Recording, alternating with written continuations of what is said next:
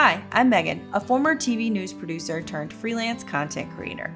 While searching for the elusive work-life balance, I realized I had built my life around my work when really it should be the other way around. So I clocked out of clocking in and decided to take on a workload that made sense for me and my family. Within my first year, I was able to spend priceless quality time with my girls while matching my full-time salary, leaving me content to create. Now, I want to share the lessons I've learned, the tools I've used, and more than anything, I want to share the people who have helped make this happen. I'm so glad you're here.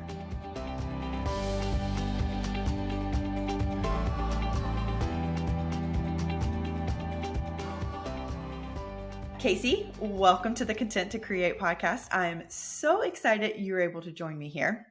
Here. Sorry, We met. No. I think we're both just equally excited. Yes.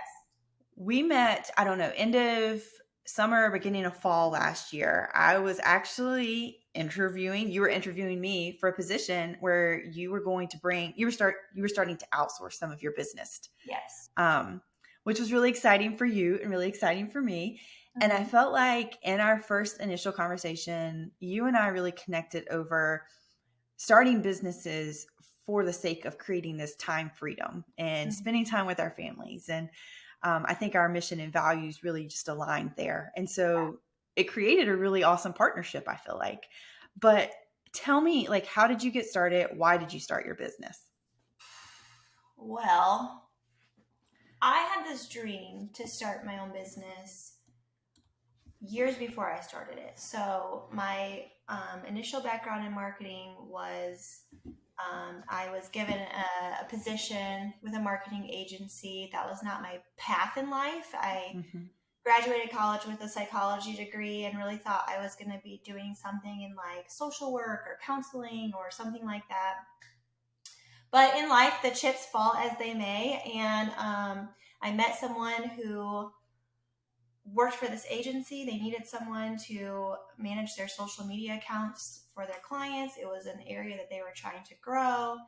And I fit the bill. I was young. I used Facebook, and that was enough for them at the time. That was 10 years ago. So anyway, so I was there for a while and kind of taught myself about social media marketing and learned a lot just by Googling and YouTubing and all the free resources that were available, learned by making mistakes. And I'd say a couple of years into it, I was like, I could do this on my own one day. This type of work is so flexible. I could do it anytime. I could do it from home. I could do it sitting on the beach. I could do it anytime. And I would love the opportunity to get to pick and choose who I work with. Working for an agency, sometimes I worked for clients that didn't align with my personal beliefs, morals, values. And there were things that happened in the agency world that I just didn't like. And that's another podcast for another day. Absolutely. We can have a whole nother episode on that. So a couple years, I wasn't even married yet or anything. I was just like, I have a very entrepreneurial spirit. When I was 8, I was selling short stories I wrote for a quarter to my family members. I was just amazing. Doing stuff like that. So I also don't like working for other people. So I knew that I would be happy working for myself. And really what happened was I got married. I moved into a corporate position thinking that was going to be better than agency life. Still wasn't happy with it. And then when I got pregnant with my daughter, my first daughter, everything shifted inside of me. And all of a sudden I had this drive for change and realized that how my career was going at that point was not going to be conducive to the type of family lifestyle that I wanted, how I wanted to raise my kids. And also, even though I was working in a corporate position, I wasn't really making the kind of money that I thought I should be making or wanted to be making or could afford full-time daycare at the time. Daycare is just crazy expensive. So here I am with I had this dream years ago, and maybe now's the time to do it. Something about becoming a mom just like gave me this kind of, let's just try it out and see what happens. And I had no idea what I was doing at all. I did not do tons of research. I just like jumped into it. I had this extra boldness and this extra bravery that wasn't something I normally had, to just be like, I don't want my kid in daycare all day long. We can't afford it. We're already, on 2 incomes already, just like paycheck to paycheck.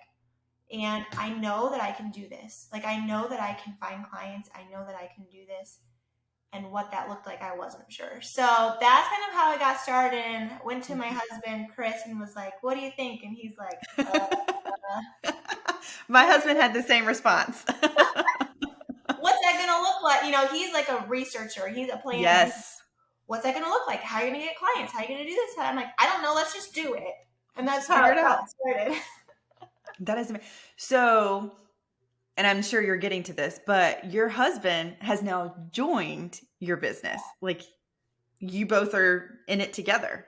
The journey has been crazy and insane. And I don't think I really knew what it was going to look like when I started it. I just had such a drive to start it, like such a desire to like, this is something I've thought about, something I've said I could do, but I'm never going to know how it's going to happen, if it's even doable, if I don't just do it, And so, I talked to a few people where I was working at the time. There were quite a few people. I was working in a marketing department for a corporate company, and there were quite a few people that had like side hustles. And I hate that phrase, but what else? Side jobs, freelancing, and things like that. And again, because none of us were being paid what we should be paid, it was not competitive pay. So we all had to have something on the side to like, make extra money.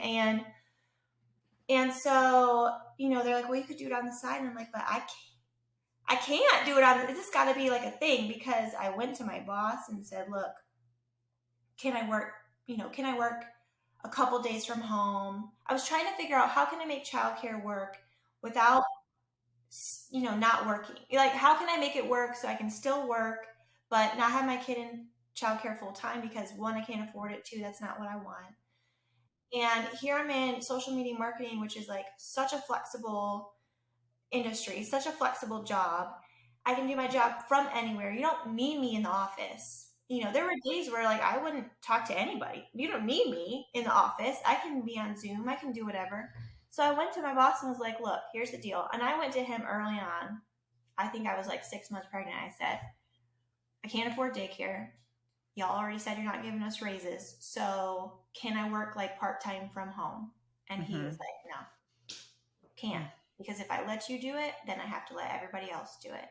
Hindsight's 2020. Now everybody's working from home because we didn't know what was coming, But he's like, no, I can't. And I was like, okay, well, I'm not going to be staying. And he was like, wait, what? Because I was the only person who did my job. There weren't other social media people. I was the only one who did social media. He's like, wait, what? And I was like, look, I can't stay. So I'm just giving you like a lot of notice that unless you guys change your mind, I have to find something else. And I had found this like virtual assistant. It was a company that hired people to do virtual assistant work, and it was freelance. You kind of got to pick your own jobs, and that was kind of weird. But the person who sold me on it told me I was going to get 40 hours. She convinced me I would be able to make as much money as I was making before. And so that was going to be my job that I went to after I had the baby, and start my business on the side of that. Start my business alongside that. Because my husband was like, okay, I'm all for you, exploring it, but you have to have regular income coming in. We cannot. I was making more than he was. So he was like, we cannot live on my income alone. We're going to have to move in with my parents. And so it was like a true reality. Just how everything happened. If I went into every single detail and how everything happened, there were definitely scary moments of, okay, this isn't working. What are we going to do kind of thing. But I was really determined. And so I did this virtual assistant thing. I had one client. I had one client paying me $300 a month. for ad management. I know we laugh at it now, but do you know how much I sweat like putting that contract together? I'm on the phone and I'm like pitching this to her, and she's like, she was so confident in me, and I was not confident in myself. And I think I had 4 different people look at my contract. I never put a contract together before. I just like Right. kind of like Googled and stole some things. Don't tell anybody. Mm-hmm. And put some things together. And my contract was like, my proposal was pages long, so long. It was like a Google Doc, and then put the contract together. Had a bunch of people look at it, like, do you think this is good? And they're like, I mean, I don't know how much you should be charged. Nobody gave me any advice, like how much you should be charging. I had one friend who had her own business, but that was still like a side thing, and she was waiting tables. And she kind of gave me a little bit of advice, but I just kind of like had to figure it out. And so I had one client paying me $300 a month, and then kind of found some other clients, but it was hard because I didn't really plan for that part. Like, right, how am I going to get clients, you know? And there were definitely times I think Chris was like, what are you doing? Well, then I'm going to skip a lot of parts, but basically I had some different kind of jobs to support the business while I was growing it. One of those jobs was a remote job. It was like a part-time, I think maybe 25 hours a week, that was giving me enough so that we could pay our rent. They let me go. Like 2 months after I started. And at that point, we were like, if I don't go back to work now, we are going to have to move in with my in-laws. Mm-hmm. So I had to go back to work, and I actually went back to the job, the boss that said, no, you can't work, from home, went back to that job, and had to put my daughter in daycare. And I cried. It was just like, I felt defeated. I felt like I had failed. When I went back to that job, and there was like a big, like, welcome Casey back meeting, I'm pretty sure my boss even said something along the lines of, she failed and now she's back, kind of thing. And I was like, oh my gosh, like, don't, but what happened was there were some new people working, and I had some different people starting to give me some advice that actually worked. And one of the pieces of advice was, you need to charge more. As I had these like really just bottom of the barrel clients, they were paying $150 a month for things that I didn't even really want to do. I was trying to do everything. I was trying to do social media management and content creation and run ads. And I was like, I'll do any marketing things. But the thing that really got me excited was ads, not anything else. And, I had some people just kind of coach me like, look, you need to be charging your worth because you have a lot of experience. You know what you're doing. You get great results, and you're worth it. And I was so nervous about that. And then also, what is it that you want to do? Like, figure it out. Like, what is the thing that you want to do, and just do that thing? And that's kind of what I figured out too. So going back to work it sucked, honestly, right. But I started kind of partnering with some people that helped me, again, learn more things to grow my business. And then it started taking off. It started really growing. We were able to put aside a lot of money to help us buy a house and all these things. And then I think my husband was like, okay, this is actually like a thing. And about 2.5 years into it, I came to him and we were thinking about maybe having another baby, but I was working in a different job. I got recruited on LinkedIn by a remote company to run ads for them. And they offered me a lot more money, and I got to work from home. So that was awesome. So that was like another thing where, yes, my daughter was in daycare and I didn't like that part, but this door opened for me to work from home. I got my work done in less than 8 hours. I was upfront with my boss, like, look, this is what he said, what are your 5-year goals? I said, I'm going to have my own business. He said, okay, I'm going to support you. The first time I had a boss say, I believe in you. I believe in your dream. We're going to keep it between you and I, though. Like, let's not tell the CEO, but like, if that's what you want to do, I will help you. And he said, if you get your work done and you need to use your time for your business, as long as your work is done and you show up for your meetings and you do all the things you need to do, I don't care. and he was amazing. And that was another piece. So I had some coaching at the other job, and then this job just gave me the freedom to be able to not have to have meetings at 9 o'clock at night or only during my lunch break. Like I was able to have more flexibility and grow it. And then went to my husband and said, okay, I'm working like 60 hours a week. I'm burnt out. We have to pick. Like it's either I go all in on the business or I quit the business. I do my full-time job because I love the people that I worked with. It was great. Or you help me.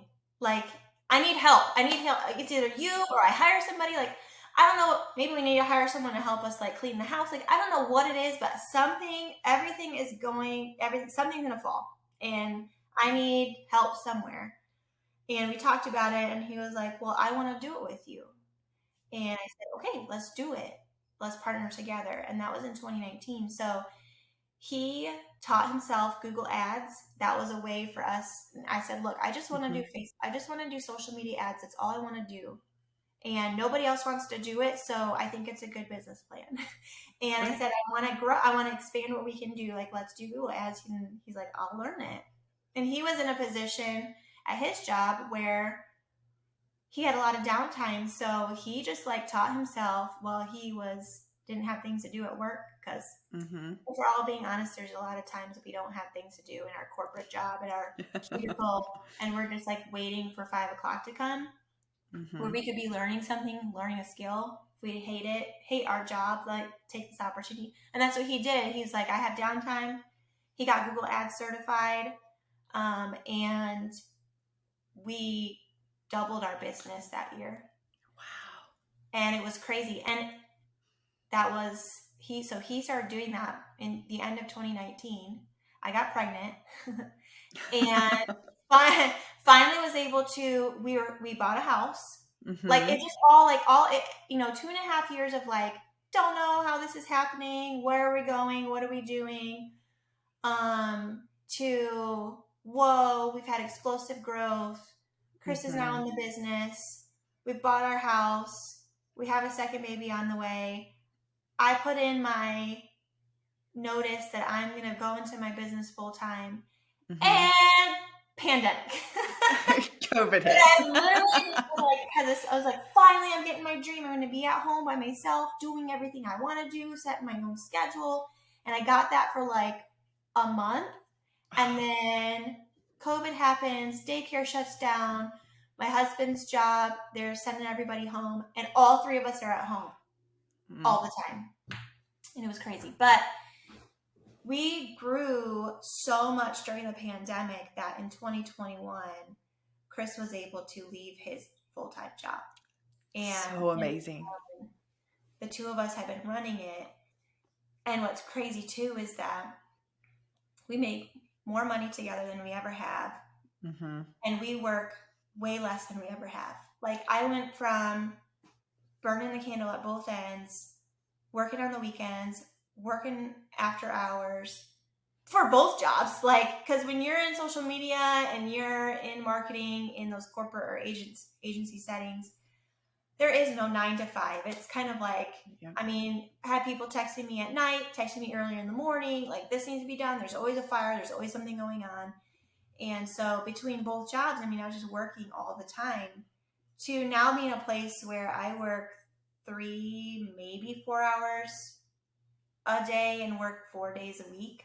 We take Fridays off. Chris is between the two of us, we maybe work 20 hours a week. That's it. And it all came down to pricing ourselves for what we're worth and niching down to just like one thing. What's the one main thing? And I talk about it all the time. I know I've talked about it with you, but like, what is the one thing? If you can be a master of one, there's a lot of, maybe this is old school, like, phrasing, but like a jack of all trades, master of none is kind of what I think about.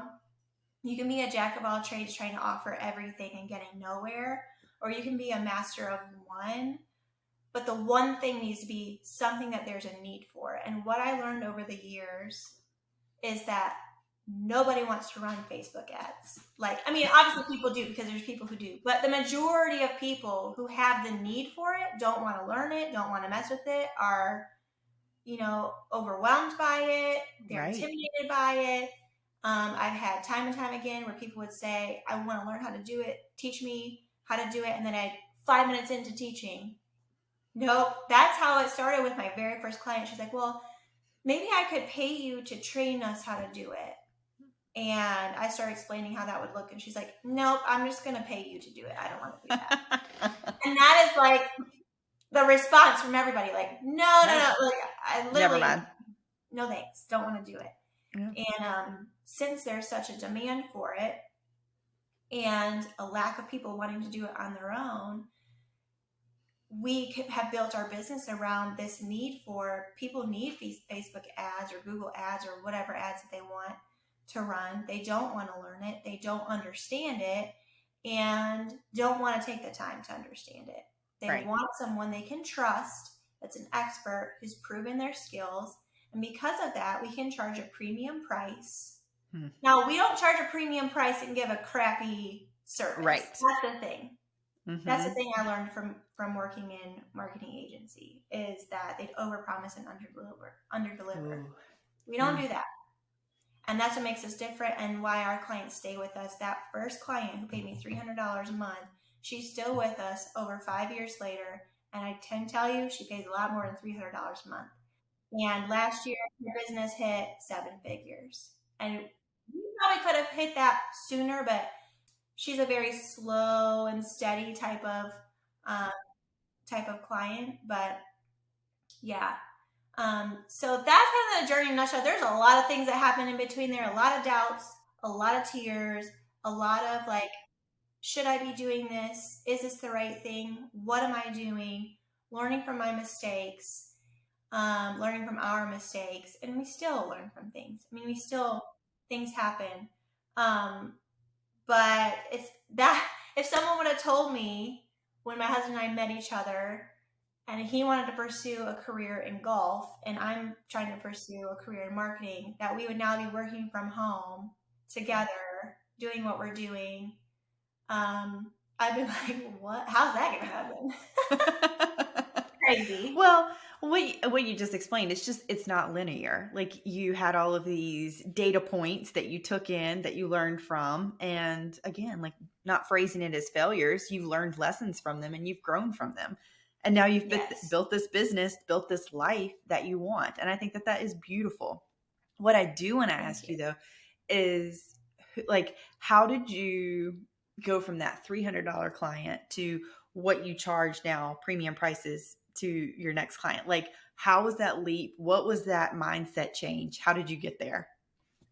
I had someone who really coached me on that and just spoke life into me at that point of, look, and I think everyone who freelances or starts their own business, there's a lot of self-doubt of, I don't know what it is, because when we go into an interview for a regular job, we're like, they need to pay us this much money. They need to pay us, I deserve to make this much money a year. I'm worth it. I have this many years of experience. Look at my resume. But then when we're on our own, it's like, oh, I don't want to, what if they don't say yes? What if they don't agree to it?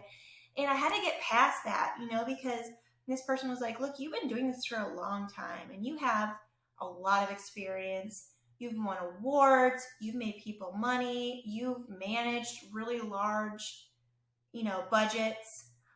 You know what you're doing and you're an expert and you need to start looking at yourself as an expert and you have got to charge expert level fees. Otherwise you are never going to get past these bottom of the barrel helicopter clients.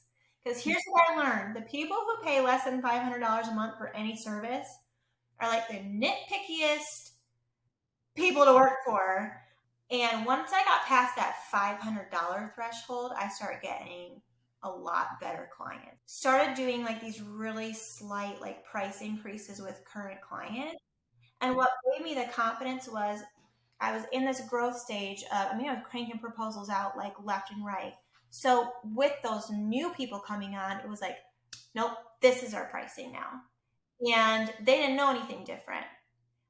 So it was easier to pitch that. And I just had to really self-talk like, hey, Casey, you deserve this. Do you want this to be a business? You cannot grow a business making $300. You're going to have 25 clients and you'll be pulling your hair out. Or you could have 10 clients who pay you $1,000 a month. Or you can have 5 clients who pay you $2,000 a month. So it was a mindset change of you are an expert. I could have stayed in fear and been afraid, like, well, what if no one will pay this? What if they're like, well, that's too expensive? And what I had to learn was like, no, I'm worth this. And if it's too expensive, then they're not the right client for me. If they can't see the value that I have presented to them, if they can't see that all of this experience I have in these other settings has brought me to this point where now I can grow your business, I can do it. If they can't see that, then they're not the right fit for me and I'm not the right fit for them. I normally like to end my interviews with the question that goes back to, content to create. So what leaves you content, or where are you most content? That is so funny that you asked me that, because contentment is like one of my words for the year. Amazing. So I'd say I'm working on it, but I think that just knowing that I decide how I use my time is my currency, and just happy where I'm at right now. Like this year we've decided we're not trying to go after like super intense growth. We just want to maintain. We're in a good place. We have a good balance. We have a really good client list. We, are getting really great results, and I'm just content in the fact that right now in this season of my life, when my kids are little, they're not in regular school yet. They're in a part-time school, so they get out at 1 o'clock, and I get my work done in the morning, and I get to spend the rest of my day with my kids. And like, that's the dream. And I'm just happy to be in a place where I have I don't like to say work-life balance. It's such a good blend. It's like harmonious. It's like I work when I need to, and I get to be with my family when I want to, when I need to. I get time for me. I'm not rushed. I'm not in a bunch of meetings. I'm not having people text me at all hours of the day with fires that really aren't fires. Like I have the first time, like true freedom to just do things on my terms. And I don't have all this anxiety that comes with, working for other people. One of the reasons that I feel like I'm so aligned with you is because I feel like we are walking in the same kind of season of life, but also trying to live out our mission and values and whatnot, bringing our families along with us. And I love that. So I am so appreciative of you throughout my year-long journey as a business owner, and I hope that our partnership continues. But also thank you for sharing it with the audience. I appreciate that. Yes. Well, I hope that it encourages someone who's been on the fence to just go for it. That's the thing that Chris and I, when we're coaching people, and one of these days we're slowly working on a course to coach people on that exact thing, like getting past the fear and just going for it and launching it. And it might be messy, and it might be, not what it was when I started is not what it is now.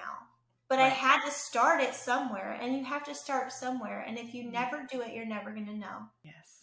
So if someone wants to get in touch with you, whether for coaching or Digital Brink, how can they find you on the World Wide Web? Our website is thedigitalbrink.com, BRINK. It's part of our last name. And we're on Instagram, The Digital Brink, and Facebook. And yeah, that's how all the places. All the places. Just The Digital Brink. You can Google us. We'll come up. So yeah. It was nice chatting with you, Casey. Yes, you too. Thanks for joining me today on the Content to Create podcast. If this episode resonated with you, I'd love to hear from you. Send me a message. You can find me on LinkedIn or Instagram. I have both linked in the show notes. See you next time.